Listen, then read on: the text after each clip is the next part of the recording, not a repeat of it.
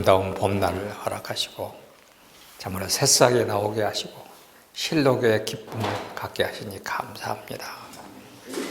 우리가 이 자연을 보면서 하나님을 찬양하고 하나님의 음성을 들을 수 있는 영적인 민감함이 없음을 참으로 한탄스러워합니다.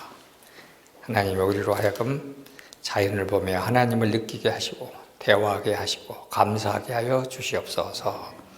만물을 새롭게 하시고 늘 새롭게 하시는 예수님의 이름으로 감사 기도하옵나이다. 아멘. 아멘. 현재 우리가 사용하고 있는 지금 교재, 지금 이제 사복음서를 누구한테 보내줬더니, 우리 미국에 있는 형한테 보내줬더니, 형이 출판하자고 출판비 조금 보내왔어요. 그런데 그것이, 그래서 이제 좀 글 좀 쓰시는 이제 여러 교회 집사님들한테 보냈더니 너무 어렵네요. 또 신학교 다니는 이 신학 교육을 제대로 받은 사람이나 읽어보지 내가 말한 대로 그렇게 쉽지가 않습니다. 또 그래요. 근데 그러고 보면 여기 계신 분들은 그런 소리 없는 것 보니까 신학교는 이미 졸업하신 것 같다.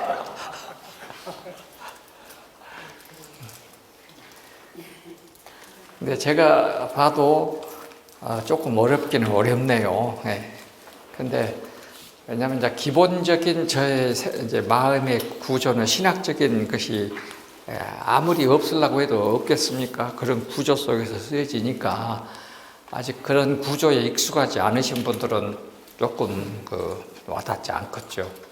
근데 이제 더 중요한 거는 헬라어나 히브리어를 계속 쓰니까 그냥 무조건 어렵게 느껴지는데 헬라어, 히브리어가 있어야 그 단어의 뜻을 명확하기 때문에 나는 그것이 꼭 필요한 것이다 하는 생각이 들어서 계속 집어넣거든요. 그래서 그냥 하여튼 고민이 많습니다. 이게 제가 이것을 그런 것들을 싹 빼버리고 말할 수 있는 그런 재주는 없단 말이에요. 그것이 이제 또 고민입니다. 우리가 지난번에 교재 중에서 이제 마지막 부분인데요. 지난번 교재로 하면 21쪽입니다.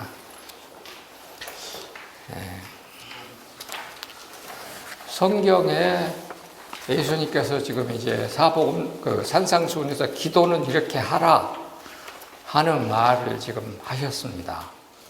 그러면 이제 성경에 우리가 지난번 시간까지 말씀드린 대로 기도는 크게 이제 원하는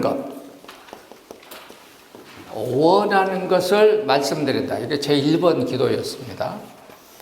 요거는 이제 헬라말로 하면은 유도키아 이렇게 했습니다. 내가 하나님께 원하는 것. 그다음 두 번째는 이것을 어떻게 하느냐? 내가 간구하다. 간절히 내가 혹은 간청하다. 기도의 태도에 간청이라고 했습니다. 요거는 헬라말로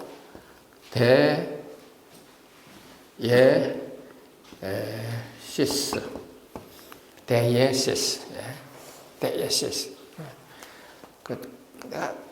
꼭 이건 있어야 됩니다. 라고 말하는 거. 그 다음에 이제 이런 기도를 받으시는 하나님이 우리를 위해서 대신 기도해 주는 것이네. 사람을, 기도자를 위한 하나님의 변호적 기도. 하나님이 우리의 기도를 들으시고 우리를 위해서 하나님이 아버지 하나님께 또 간절히 기도하신다고요. 그러니까 요거는 성령님과 예수님, 성령님과 예수님이 우리의 기도를 들으시고 아버지 하나님께 대신 기도해 준 기도입니다. 그거는 엔투그 이렇게 영어 헬라어를 그냥 영어로 표현했습니다. 그러니까 하나님이 우리를 위하여 하나님께 성령님과 예수님이 우리를 기다리시고 아버지 하나님께 하면서 이제 우리를 대신 기도해 주는 것입니다. 그러니까 로마서 8장 26절, 27절, 34절 거기에 보면은 하나님이 우리를 위해 대신 기도해 주시는 것이 나옵니다. 우리는 거기에서 이제 힘을 얻죠. 그러니까 요 기도는 하나님이 우리를 위해서 변론하시고 변호하시고 아버지 하나님께 우리를 아주 좋게 말해 주시는 이제 기도다. 그래서 이제 저는 그렇게 생각해 봅니다. 여러분이나 제가 하나님께 멍을 기도하면 우리가 드리는 기도가 하나님께 올려드릴 만한 기도로 값어치가 없는 것 같아요. 우리가 얼마나 제대로 해야 아버지 하나님이 우리의 기도를 받아주실까? 이거는 상상도 못할 일이죠. 그러니까 우리 사람의 기도를 들으시고 성령님과 예수님이 우리의 기도를 아버지 하나님께 들으실 만한 기도로 바꾸어 주시는 것 같아요. 그래서 우리를 위해서 대신 기도해 주시는 거, 그거를 로마서 8장 26절, 27절, 34절에 엔투고사노, 하나님이 예수님이 아버지와 싸운다 그 말이에요. 그래서 이놈 꼭 도와줘야 됩니다. 그리고 성령님과 예수님이 아버지 하나님을 설득시키는 기도를 하신다는 겁니다. 아마 여러분들께서 지금까지 기도 얘기를 들으시면서 제가 말씀드리는 이런 개념은 아마 처음으로 들으셨을 것 같다는 생각이 들어요. 근데 오늘 저는 성경에 있는 대로만 지금 말씀을 지금 하고 있기 때문에 그렇습니다.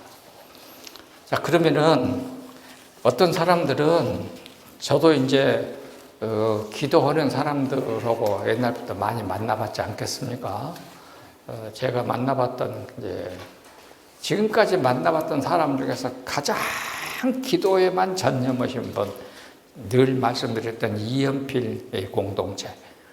그 사람들은 뭐 하루 종일 기도니까 하루 종일 기도고 하루 종일 성경 읽기고 그러니까 뭐 제가 보기에 그렇게 대한민국 땅에서 그만큼 기도 많이 하시는 분들은 없습니다.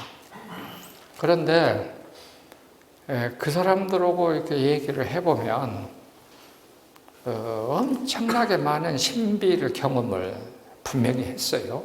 그 분명히 느껴져요.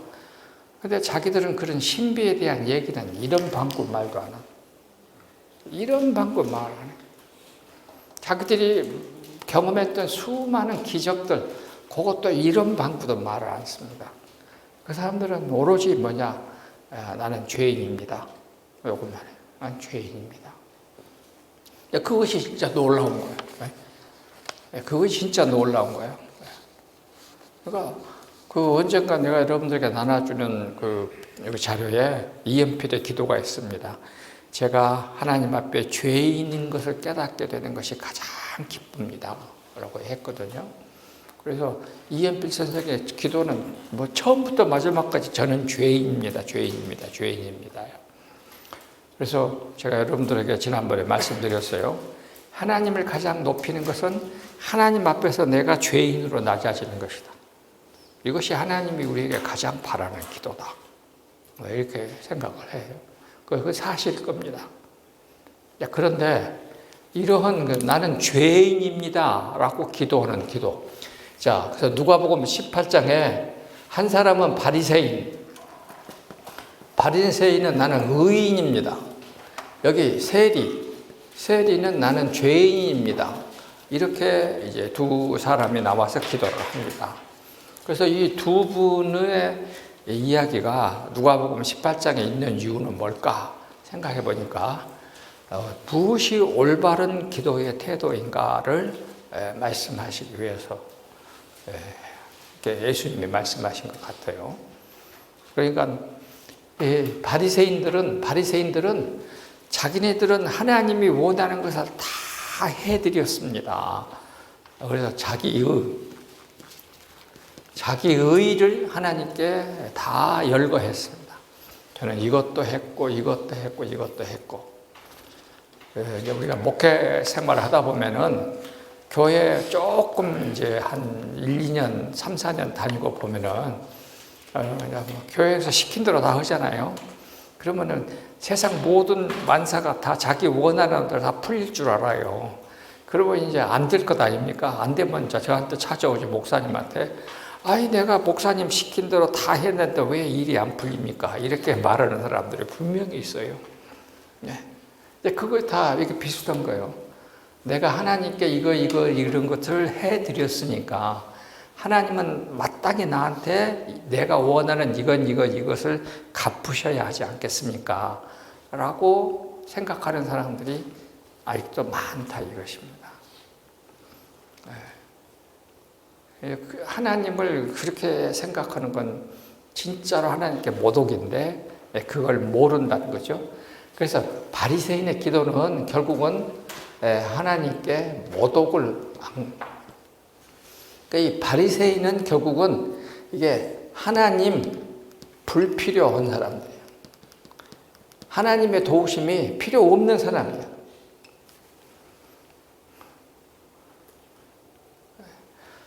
우리 가만히 기도한 거 들어보면요, 이런 식으로 기도하는 사람 많이 있습니다. 여러분 스스로 잘 생각해 보세요. 하나님이 나에게 별로 필요하지 않아. 그래서 하나님께 모독을 돌려드리는 기도를 드리는 사람들이 있습니다. 이 사람들은 성전 안에서 화려한 옷을 입고 큰 소리로 이렇게 이제 하는 것. 저도 이제 어릴 때부터 신앙생활을 했으니까 그때의 그 주일 낮 예배, 대예배에 장로님들의 거의 공통된 기도, 거룩 하시고, 이렇게 시작하잖아요. 거룩 하시고. 하여튼 그래요. 예. 근데 여기 세리는 성전 안에 들어가지도 못했어요. 그러니까 성전 밖에서 자기는 죄인이기 때문에 거룩한 사람이 간다는 성전 안에 나는 들어가지도 못한다. 그러면서 자기 가슴을 치고 가슴이란 말이 스테도스거든요. 그러니까 우리가 청진기를 뭐라고 합니까? 스테도스코프. 스테도스가 가슴이에요. 그러니까 가슴을 치면서 저는 죄인입니다. 그래서 하나님께 감히 기도조차 드릴 수 없는 죄인입니다. 라고 세리는 기도했습니다. 그랬더니 예수님이 이 사람의 기도는 하나님이 들어주시고 이 사람의 기도는 하나님이 들어주지 않는다. 라고 말씀하셨습니다. 그래서 이 기도를 많이 하셨던 분들을 제가 만나보면 지금도 이제 여러분들은 잘 모르시겠지만은 목포에 가면은 한산촌이라고 있습니다. 목포로 쭉 서해안 고속 목포대학교에서 쭉 청계 정문을 넘어서 고개를 넘어 이렇게 가면 오른쪽에 한산촌이라고 있습니다. 지금 거기에 계시는 여성숙 원장님은 의사님이신데 1919년생인데 생존이요.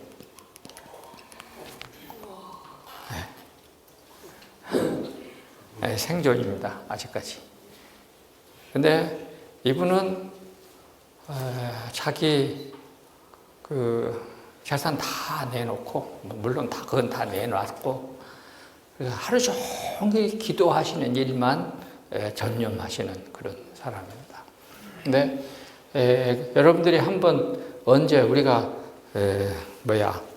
영광만 갈 것이 아니라 다음에 한 번은 여기 한번 가봐야 돼요. 여기 있는 이분들하고 저는 상당히 많이 가까우니까 옛날 여기 송기숙 교수도 여기 오래 있었고 안병무 교수도 여기 오래 있었고 다 그렇습니다. 근데 아주 한국의 영성을 지금도 유지하고 있는 몇 군데 중에 하나입니다. 네, 이게 남원에 가면은 남원 대산면에 동광문 이제 있거든요. 네, 거기 가셔도 보시면 야, 사람들이 이렇게도 사는구나 하는 걸 여러분들이 이제 보실 겁니다. 그러니까 여러분들이 생각하면 우리가 보고 있는 유대인들의 기도나 아랍 사람들의 그 기도하고는 전혀 다른 기도적 삶을 살고 있는 그런 공동체가 있습니다. 그런 것들이 매우 이제 감사하죠. 근데 제가 말씀드린 여기나 여기 동강원이나 그 다음에 이 셀이나 공통해요. 그게 뭐냐면은 나는 죄인입니다. 나는 하나님께 기도를 드릴 수조차 없는 죄인입니다. 라고 하는 것입니다. 이게 참 중요한 것입니다. 그 다음에 이제 제가 이렇게만 말하면은, 나 지금 기도가 진짜 필요한 사람도 있을 거다. 여러분들이 지금 죽을 병에 걸려 있어. 그러면 어찌 겁니까? 저도 그렇게 병에 걸렸어요. 10년을 아팠어. 그런데 처음에는 기도를 뭐 어떻게 했겠습니까? 하나님, 이 병을 꼭 낫게 해주셔야 됩니다. 내가 다 버리고 신학교에 갔지 않습니까? 하나님 일, 제가 안 하면 하나님 손해봅니다. 막, 이런 식으로 처음에 기도를 했습니다. 나의 마음이 이러니까 하나님이 제 마음을 받아주시고 빨리 병을 낫게 해주셔야 하나님께 이익입니다 하는 이런 식의 기도를 없지 않아 했습니다. 혹은 이 거창학교에 전영창 목사님 딱 갔더니 2,500달러가 빚이 져 있는데 그걸 어떻게 6.25 이후에 그 상황에서 이게 갚을 수 있겠습니까? 갚을 수가 없어요. 그러니까 그 거창의 산에 속에 들어가서 토굴 속에서 하나님, 지금 이 돈 갚을 날이 몇 월 며칠인데 이거 안 주면 나 큰일 납니다. 하나님 이거 안 갚으면 나 서울에 올라가갖고 일간지에다가 하나님은 없다라고 광고 내랍니다. 그렇게 했는데 진짜로 딱 그날 그 수표가 미국서 왔어요. 그래가지고 그 돈을 청산하고 지금 거창학교가 오늘날까지 있는 것입니다. 그렇게 하나님이 기도를 응답해 주시고 들어주시는 그런 기도도 있습니다. 그래서 저도 그렇게 될 줄로 알고 입으로는 항상 여러분도 보통 기도 붕사가 오면 입으로 시인하라고 입술의 열매를 맺으라는 동 나도 옛날에 그렇게 설교 많이 했어요. 나 공갈도 많이 치고 많이 쉬었는데 해보니까 병이 안 낫는 거죠. 그렇게 기도했는데 안 낫는 거야. 그러면 어떡하겠습니까? 여러분이 많이 그런 경우라면 어떡하겠습니까? 누가 안수기도를 받아가자. 그러면 귀가 솔깃하지 않겠어요? 그럽니까? 안 그럽니까? 안 그런 척 하지 말어. 다 똑같으니까. 그래서 60일 금식 기도하신 분한테 안수기도를 받습니다. 그때에 우리나라에 가장 유명한 부흥 강사들이 다 그 사람한테 안수기도 받았습니다. 이제 가기만 하면은 틀림없다고 가자고. 그래서 저하고 같은 클래스메이트 한 분이 자기도 그 사람한테 안수기도 받고 자궁암이 나섰다. 그래 같이 가자. 그래갖고는 이제 갔어요. 나는 맹숭맹숭해. 기도를 받아서 나는 맹숭맹숭해. 아무 나타난 것도 없어.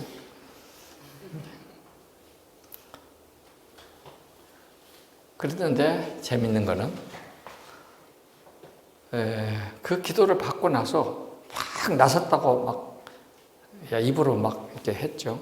한 달 지나니까 다시 아픈 거야. 그럼 이것이 아니구나 생각을 했죠. 그래서 성경으로 돌아간 거예요. 전도서 7장 14절.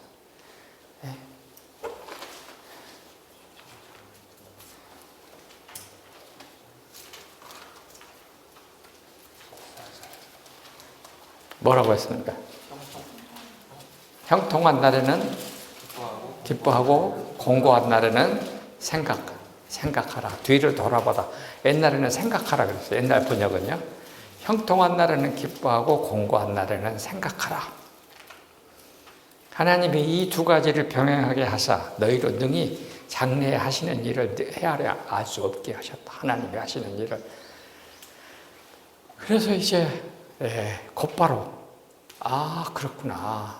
병이 안 낫는 것은 하나님의 나로 하여금 내 뒤를 되돌아보게 하시는구나 라고 생각하고 나의 모든 지금까지의 시간들을 정리해보기 시작했습니다. 이것이 메타노이아요. 다시 생각한다. 다시 생각하는 것입니다. 그랬더니 하나님께 내가 목사 되겠다고 약속했고 그 잘 나가던 회사도 다 그만뒀고 다 그만뒀는데 한 가지 안 한 것이 있더라고. 그것이 목사 되기 위해서 영어 공부 10시간, 13시간을 했는데 13시간 기도를 안 해봤더라고.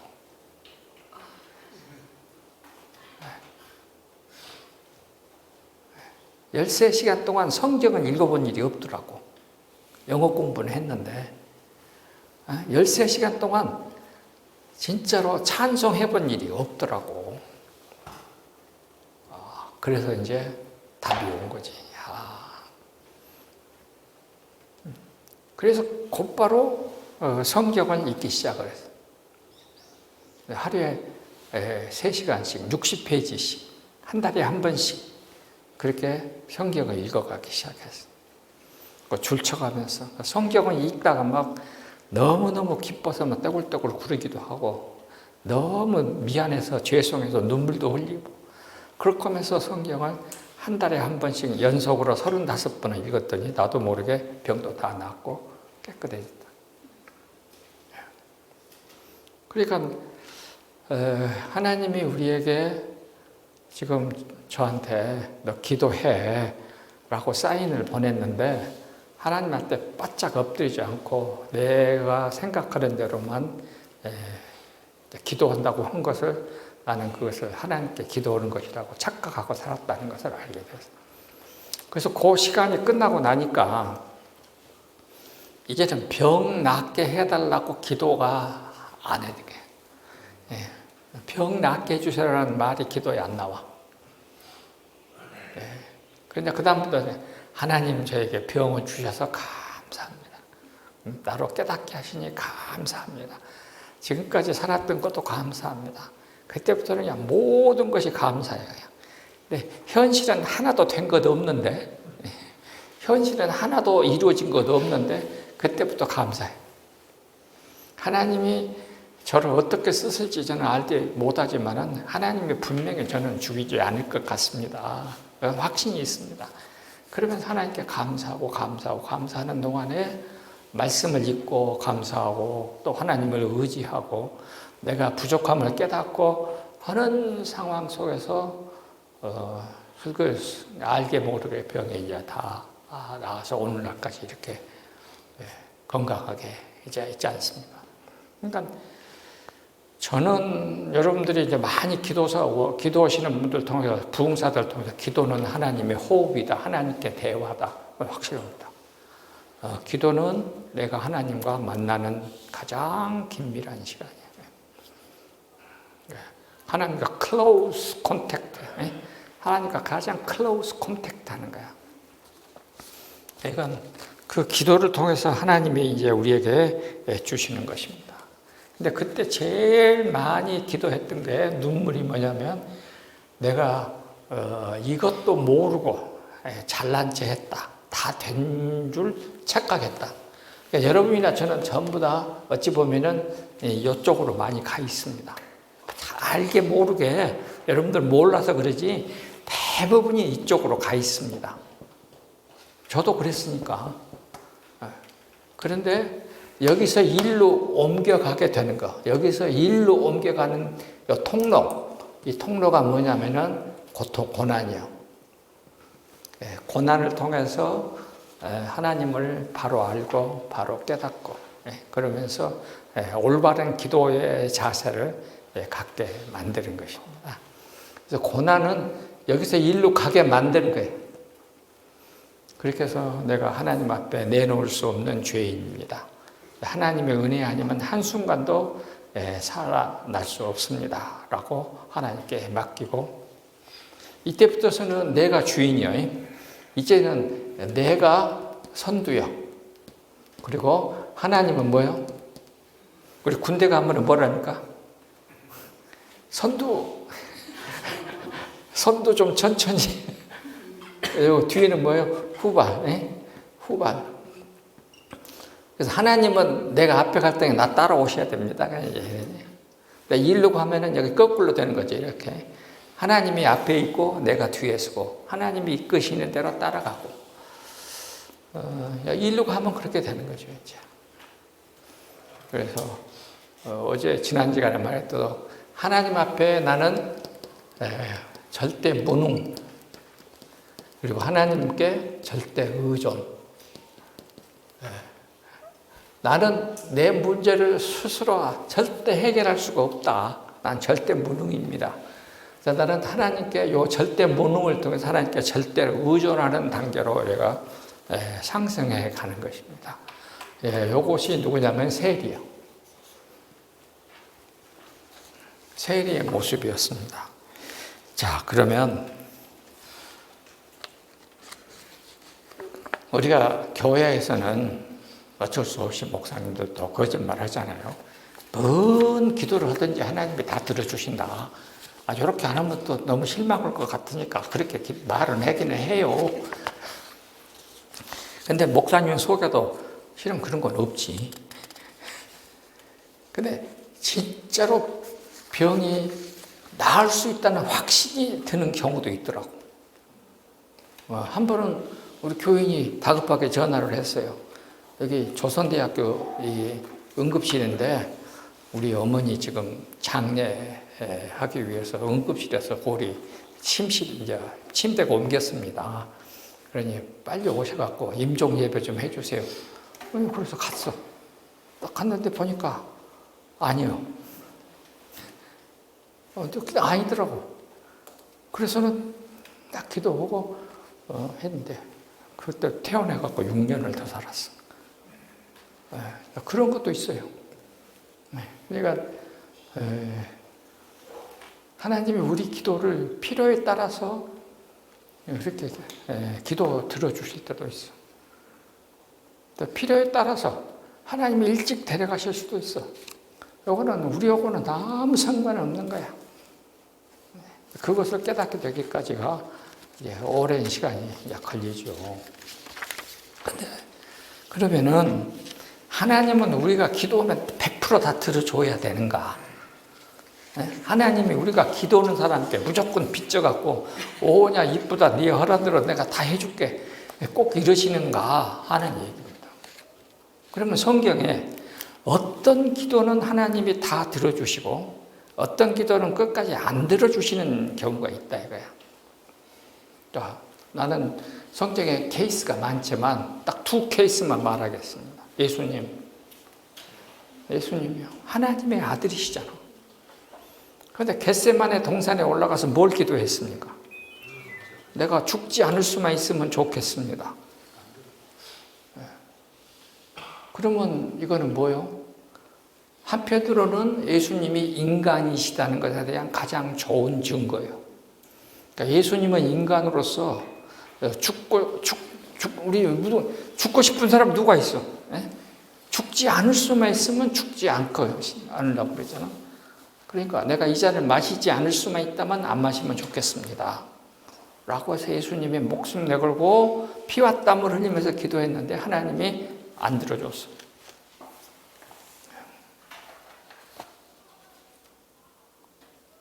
그러니까 예수님이 알았습니다. 다시는 기도 안 하랍니다.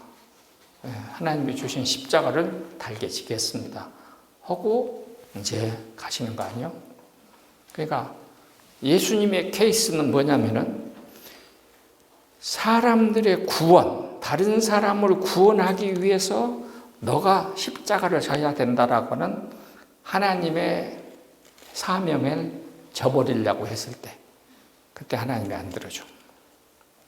그러니까 내가 지금 하고 있는 행동이 따지고 보면은 나를 위한 이기적인 것을 내가 말하고 있는지, 다른 사람을 살리기 위해서 내가 이타적으로 나를 희생하겠다고 기도하는 것인지, 어느 쪽을 들어주시겠습니까? 너를 살리기 위해서 내가 손해보는 건 곧 하나님이 들어주십니다. 근데 내가 살고 내가 살아야겠다 하는 이 기도, 나 목숨만 유지해야 되겠다 하는 이 기도는 하나님이 별로 안 들어줘. 그러니까 이제 이런 것들은 병원에 오래 장기간 입원해 있는 환자들을 지켜보면 알 수가 있습니다. 저는 이제 우리 집 옆에가 광주 기독병원이었고, 그때 이제 우리나라의 가장 큰 결핵병동이었으니까 그 결핵 환자들을 있는 곳에 매번 가서 기도하고 그랬거든요. 그러니까 겁도 없어. 지금 생각하면 이제 젊었으니까 그것도 모르고 했던 것 같아. 가서 기도하고 그랬어. 근데 딱 보면은 그래. 이제 기도하러 오는 나에게 자기만 기도 바꿨다고 그냥 난리치고 그냥 다른 사람은 다 쫓아내고 자기가 맨 앞에 앉았어. 물론 하나님은 우리가 필요한 대로 들어주시겠지만 하여튼 자기중심적, 자기 이기주의적인 그런 기도보다는 너 중심적인 이타적인 삶을 추구할 때에 하나님은 그건 들어주신다 라는 것이 이제 제 경험에 의하면 그것입니다. 그래서 예수님에게 너가 십자가에서 죽어야지만이 다른 사람이 살지 않느냐라고 하나님이 예수님께 일깨워 주셨을 것입니다. 그 일깨움을 받으시는 예수님은 인간으로서의 예수님이에요. 신성으로서 하나님의 아들로서의 예수님이, 너 하나님의 아들이기 때문에 너만이 십자가를 지는데 네가 안 진다면 다른 사람은 다 죽지 않냐. 하나님의 예수님에게 그 깨우침을 다시 한번 확인하셨을 것 같아요. 그러니까 예수님이 그 단계에 이르니까 오케이, 좋습니다 하고 이제 일어섰죠. 이제 우리나라에 오신 이 선교사들의 삶을 봐도 다 그래요. 선교사들이 살았던 얘기를 가만히 들어보면요, 그 자기 나라에서의 그때 당시 미국에서의 삶, 그때 왜 미국은 이제 1900년, 미국이 1912년 그때 이제 세계 선진국에 들어가거든요. 그러니까 미국의 세계 선진국 대열에 맞으면은 국민 소득 1280달러 이상의 나라에 들어간다고요. 근데 우리나라는 뭐 국민 소득이라는 걸 계산할 수 없는 나라였잖아요.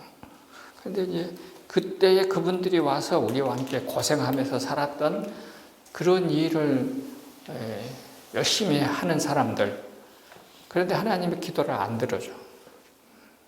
예를 들어서 유진벨 같은 사람은 부인이 2번이나 죽어. 참 그래요. 어떤 사람은 우리 전주의 정킨, 전위렴 아이 4이 죽어. 아이 4이 죽어. 미얀마의 선교사 어드나임 저슨 부인 2 죽어. 아들 7 죽어. 아들 7 죽어. 7. 부인이 2 죽어. 그 3번째 부인은 자기가 죽고 한 달 후에 또 죽어. 그랬는데 거기서 자기가 교회 80개, 그 다음에 50만 교인인가 80만 교인인가를 원하더라고. 근데 지금은 교회가 4,000개, 50만이야. 그러니까 하나님이 그렇게 사용하시더라고. 그러니까 우리가 어느 쪽으로 갈는지는 아무도 몰라. 그래서 자기를 내려놓는 기도. 사도 바울도 보세요. 자기가 결국은 다메섹에서 비둘기처럼 비늘처럼 자기 눈에 앉혔다 하잖아요. 사도 바울은 아마 그 전에도 그랬는지 모르지만 안질이 와갖고 앞에 이제 안 보였단 말이에요. 그래가지고 3일 동안 못 봤어. 진짜로 이제. 그때부터 병이 도졌어. 그러니까 지금도 우리가 안지리해서 내 눈곱 끼고 안 보이면 얼마나 불편한데 그때는 어쩌겠습니까? 안경도 없던 시절에. 그러니까 이거 좀 낫게 해달라고 목숨 걸고 3번이나 기도해. 목숨을 내걸고. 그 말은 내가 보니까 상당히 긴 기간 동안 금식을 하면서 기도했을 것 같아요. 그랬는데 하나님이 안 들어줘.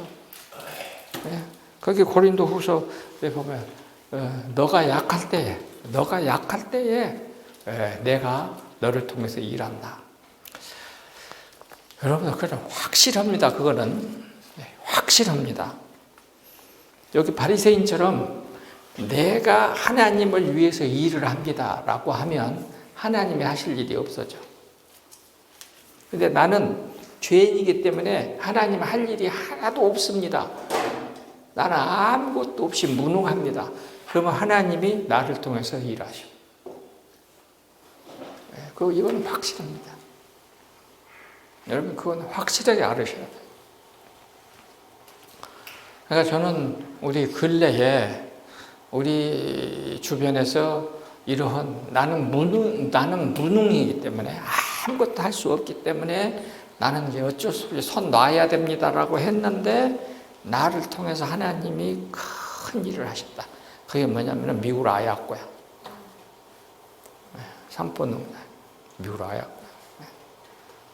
그러니까 척추 결핵으로 온몸에 기부스를 하고 13년 동안에 누워 있었던 처녀가 23살부터 그런 처녀가 결혼해가지고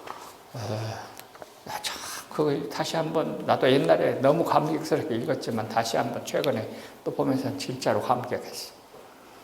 자기 남편 미우라가 직장 갔다 와갖고 야 당신하고 나하고 이제 생활이 어려우니까 가게를 오픈했던가 봐요. 그러니까 한 동네에 가게가 하나 있고 자기들이 오픈을 했어. 근데 사람들이 전부 다 자기들로 와. 그래갖고 기존의 가게가 이제 많이 쪼그라들었어. 그러니까는 그 미우라 남편이 와갖고 여보, 우리는 당신도 있고 나도 있고 조금 일하면 되잖아. 그러니까 저 집에서 찾는 손님이 우리 집으로 오면은 우리는 그냥 저 집으로 보냅시다 하고 늘 사람들이 많이 찾는 맥주 같은 거 이런 것들은 안 갖다 놓기 시작해요. 아예 갖다 놓질 안 해버린 거예요. 그리고서 그 찾으면 저 집으로 가세요. 저 집으로 가세요. 라고 하더라고. 네. 우리 같으면 어땠을까? 이제 그런 삶으로 우리를 지금 이제 보내는 거예요. 너를 살리기 위해서 내가 희생하는 거. 그래서 기도는 입으로만 하는 기도가 아니고 내가 그렇게 삶으로 하는 기도도 무지무지 중요하다. 삶으로 살면 하나님이 자동적으로 우리에게 기도도 다 들어주신다. 옛날에 여러분들이 그 고대 안암병으로 해서 박수연인가 하는 그 의사, 바보 의사라는 책이 있습니다. 한번 읽어보세요. 바보 의사. 거기 보면은 하여튼 진짜로 바보예요. 거기에 있는 레지던트 3년 차인가 4년 차에 하여튼 쉬지 않고 4년을 그렇게 하다가 거기서 죽어요. 그러니까 이 친구는 이제 쉬어야 될 거다. 잠을 자야 될 거다. 근데 환자가 찾으면 잠 안 자고 계속 낮이고 밤이고 그러다가 4년 만에 죽더라고. 그 정도의 삶을 살았던 사람들이 없지 않아 우리 주변에 있습니다. 가끔씩 있어요. 그러니까 여러분도 한번 보시고, 그래서 우리가 분명히 성경은 그 22쪽 제일 밑에 보세요. 사도 요한은 이렇게 강조한다. 사람이 무엇이든지 주의 뜻대로 구하면 그랬어요. 기도에 다 기도를 들어주는 것이 아니라 주님의 뜻대로 기도하면, 구하면 하나님께서 들으시고 우리가 구한 것을 얻은 줄로 안다.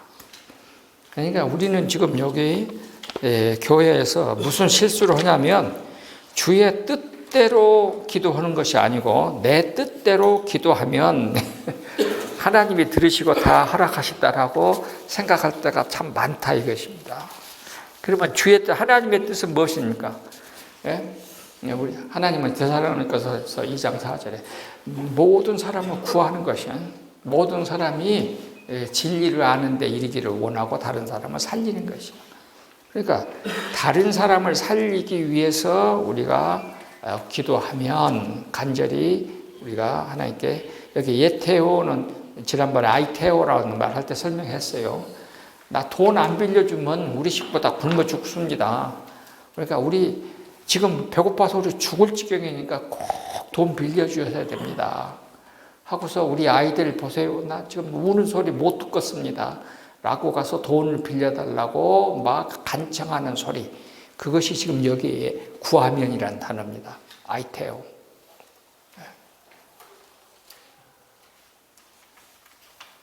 우리가 또 기도를 하실 때도 그렇게 기도하라고 그랬어요. 그런 마음으로.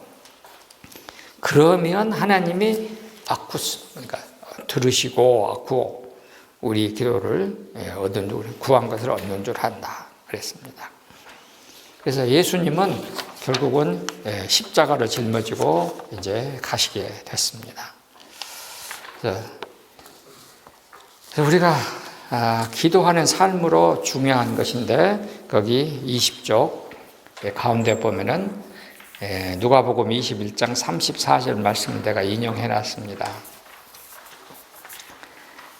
너희는 스스로 조심해라. 그렇지 않으면 방탕함과 술 취함과 생활의 염려로 마음이 둔하여지고 뜻밖의 그날이 덕과 같이 너희에게 임하리라. 그렇거든. 저는 아주 어릴 때부터 이 구절을 아주 좋아했습니다. 그러니까 스스로 조심해라. 그렇지 않으면 방탕과 술 취함과 생활의 염려로 너희 마음이 둔하여지고 그랬어요. 하나님의 영적인 것이 임재할 수 없을 만큼 내가 딱딱해지고 뜻밖의 그날의 덕과 같이 너희에게 임하리라.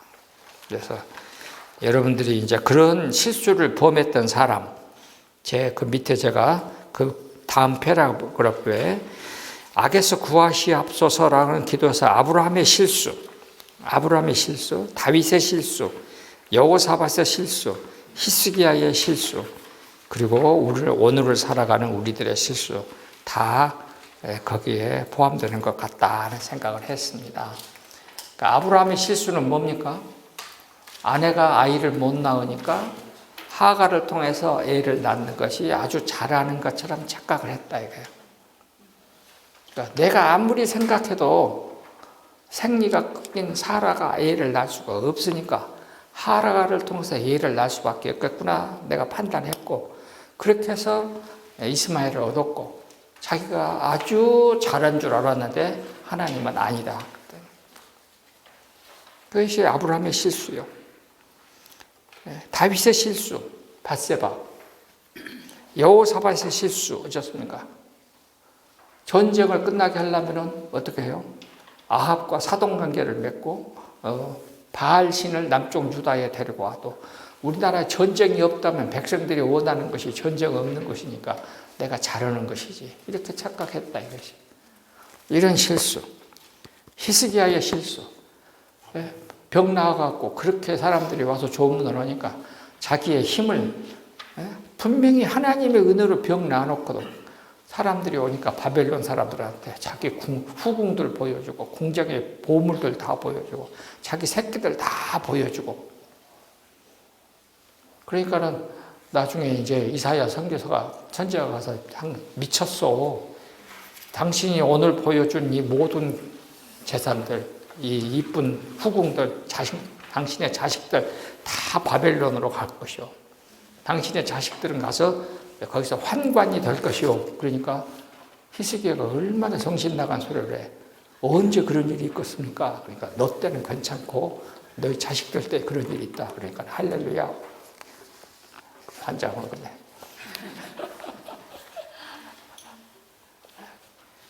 여러분들은 몰라서 그러지 이런 식으로 돌아가는 경우가 무지 많습니다. 그래서 하나님이 우리가 이렇게 기도를 진짜 잘하는 것처럼 하는데 잘못하는 기도, 하나님이 우리에게 말씀하신 것 같아요. 하나님 새벽기도 다니다가 안 나갔어. 왜 안 나간 줄 알았어요? 권사님 두 분이 하여튼 여기 모이면 목소리를 그냥 경쟁을 해. 올리고 여기서 막 올리고 여기서 막 올리고 도저히 기도할 수가 없어.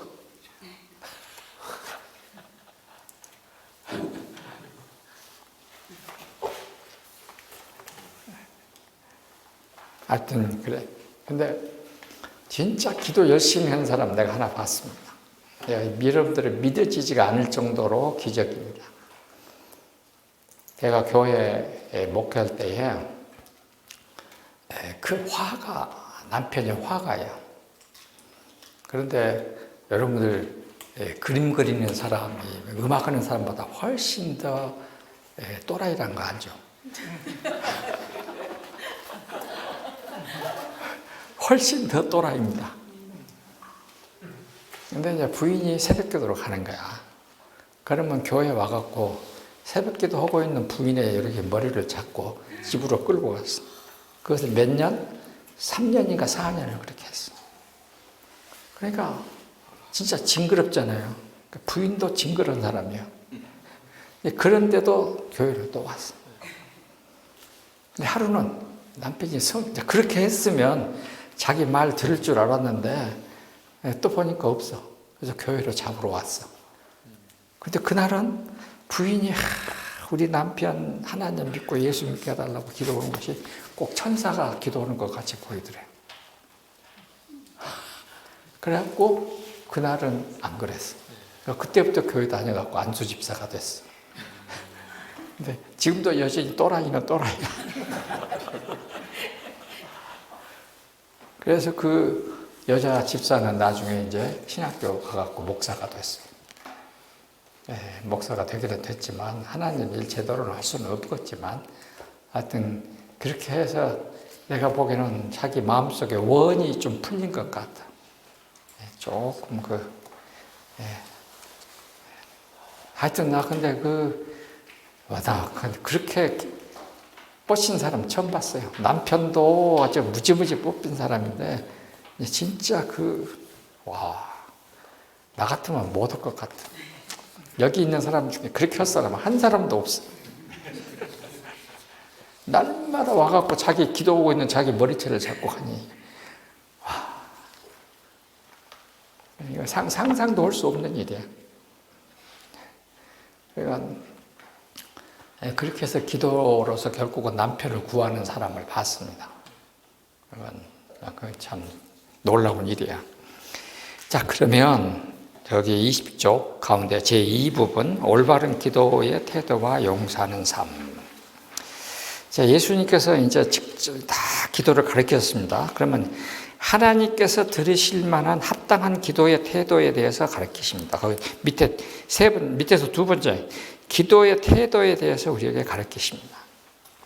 자, 기도는 은밀하게 하나님께 말하는 것, 드러나게 보이는 장소보다는 두드러지게 들리는 목소리를 높이는 기도기보다는 아무도 없는 곳에 가서 조용하고 하나님께만 비밀리에 말하는 기도. 자, 이렇게 기도하는 것입니다. 여러분 집에 가갖고 인터넷을 뒤져보세요. 한 40-50년 전 미국 영화가 있습니다. 엘마 겐트리.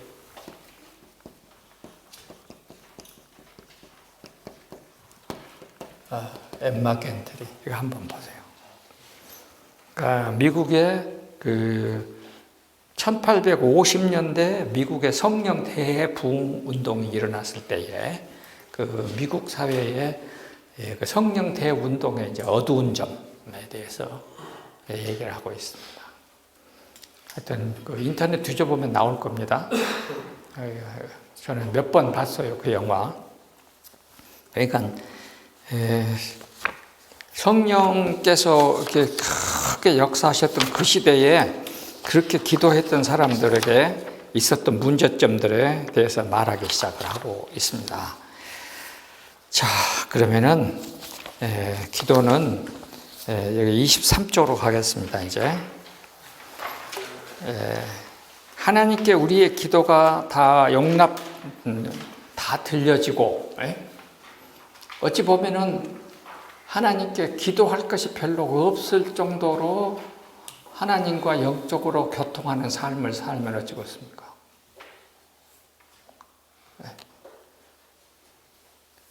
나는 그런 사람 봤거든요. 진짜로 하나님과 대화하는 사람을 봤어요. 그런 사람 봤어요. 우리 눈에는 안 보이는데 사실은 하나님이 보인다는 거.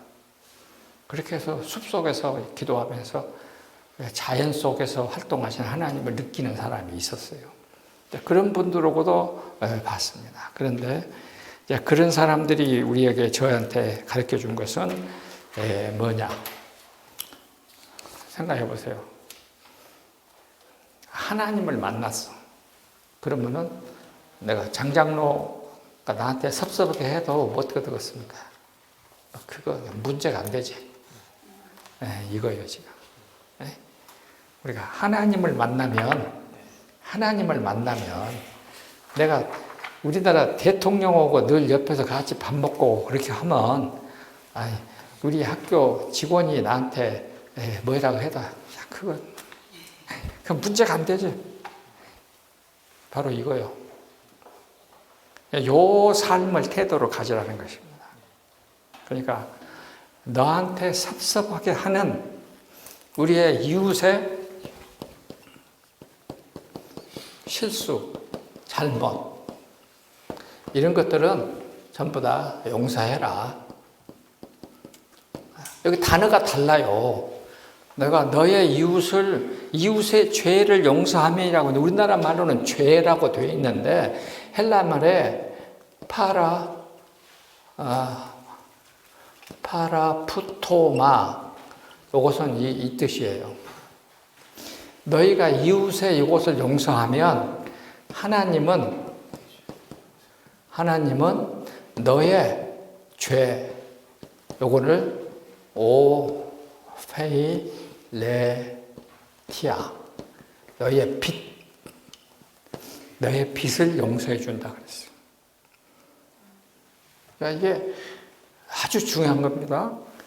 그러니까 하나님 앞에 나의 죄가, 내가 하나님께 진 빚을 용서받으려면 먼저 내가 내 이웃이 나에게 했던 이 조그마한 실수들, 잘못들, 이런 것들을 내가 먼저 용서한다.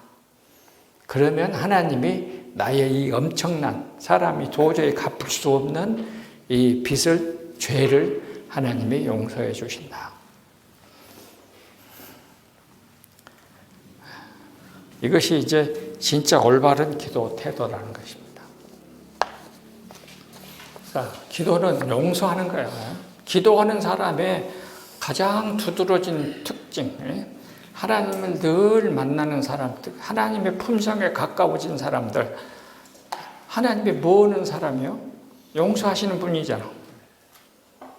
그러니까 우리가 하나님을 만난다면 하나님이 하시는 것처럼 용서하는 거예요. 근데 뭐 큰 건 용서라고 안 그래. 너한테 섭섭하게 한 것들, 네가 들은 섭섭한 말들, 기분 나쁜 것들, 이거 전부 다 그냥 없는 것으로 해라 이거예요. 작은 것들 그거 없어. 그러면 하나님은 나한테 큰 것 없는 것으로 해준다는 거예요.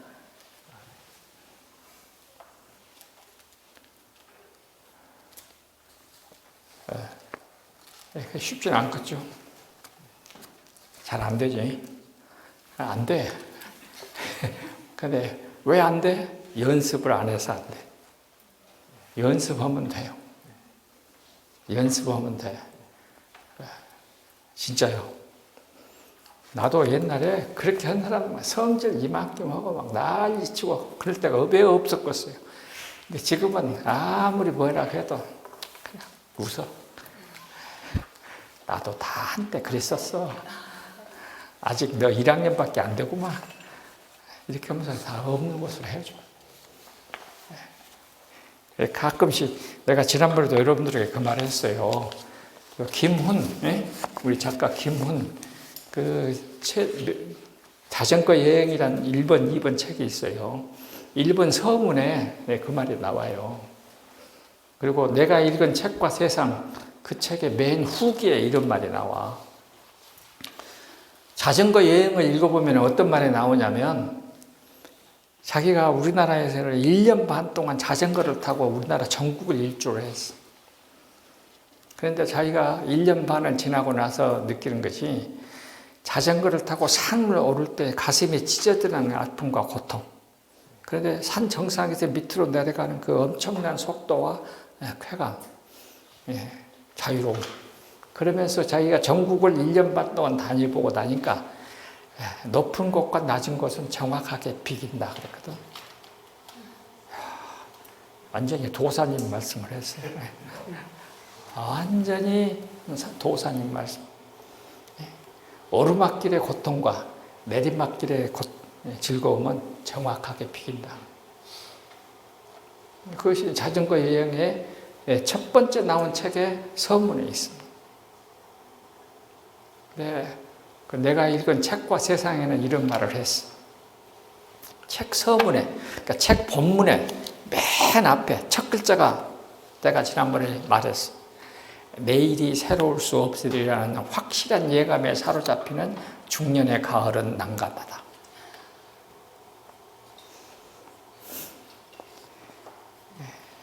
내일이 새로울 수 없으리라는 확실한 예감에 사로잡히는 중년의 가을은 난감하다.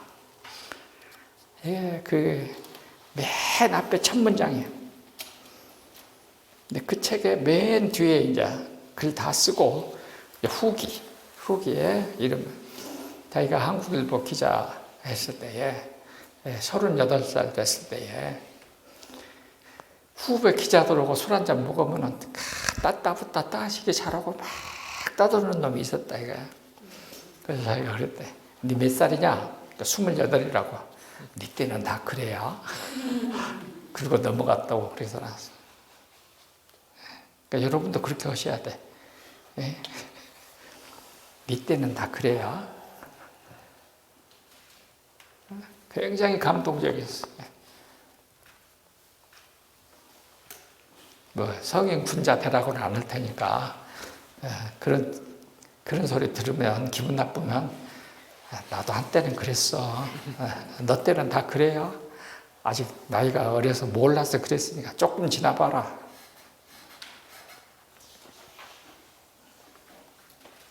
여러분 다 그래. 나같이 지금 이제 결혼 50주년이 곧돼. 내년이 50주년이요. 50주년인데 지금은 말 안 해. 내 다 알아. 그러죠?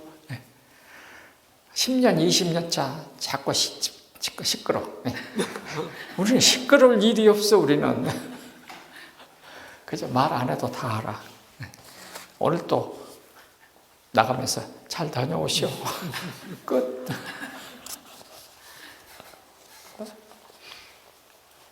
야, 그렇게 돼. 하나님한테 특별히 뭐 이것 해주시오, 저것 해주시오라고 기도하고 싶은 것들이 별로 없어. 우리 새끼들, 하나님이 분명히 걱정하지 말아야겠는데 뭐 하려고 내가 기도해.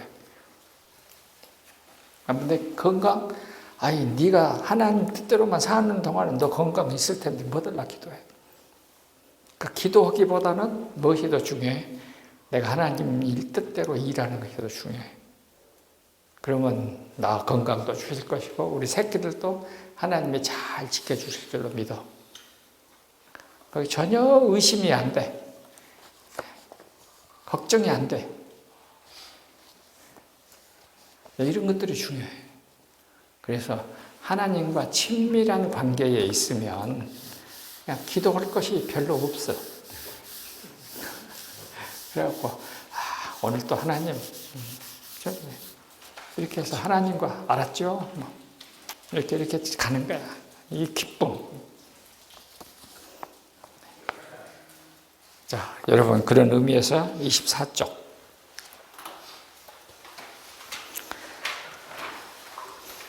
시편 109편 4절.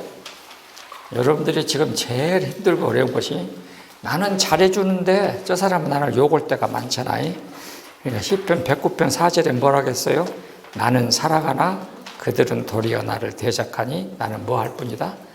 기도할 뿐이다. 나는 사랑하나 그들은 도리어 나를 대적하니 나는 기도할 뿐이다. 어떻게 달리할 것이 없어.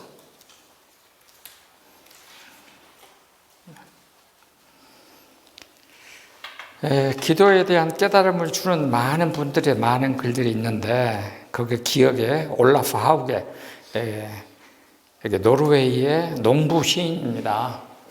이게 첫 번째 시만 여러분들이 한번 읽어봅시다. 잘 한번 보세요. 내게 진실의 전부를 주지 마세요. 나의 갈증에 바다를 주지 마세요. 빛을 청할 때 하늘을 주지 마세요. 다만 한 조각, 이슬 한 모금, 티끌 하나를 목욕 마친 새에 매달린 물방울같이 바람에 묻어나는 소금 하나같이. 이 시를 읽으면서 엄청 감동했습니다. 나의 갈증에 바다를 주지 마세요. 빛을 청할 때 하늘을 주지 마세요. 다만 한 조각, 이슬 한 모금, 티끌 하나를 목욕 마친 새에 매달린 물방울같이 바람에 묻어나는 소금 하나같이 저는 그것만 주셔도 충분합니다.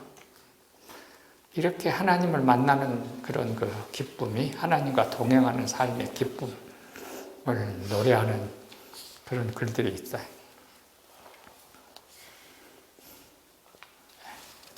하여튼 여러분 그 밑에 시는 여러분들이 읽어보세요. 그 다음에 이제 25쪽. 이건 지난번에 여러분에게 한번 나누었습니다. 저의 스승이신 미세스 마사 헌틀리가 저에게 보낸 글인데 어떤 분이 주변 사람들로부터서 너는 하나님께 규칙적으로 기도해서 얻은 것이 무엇이냐, 게인이 뭐냐 질문을 받았다고 합니다. 질문을 받은 그 사람은 아무것도 없어, nothing이라고 대답한 다음에 그러나 잃어버린 것, lost는 있어. 분노, 자아, 욕심, 좌절, 불안, 그리고 죽음에 대한 두려움 잃어버렸지.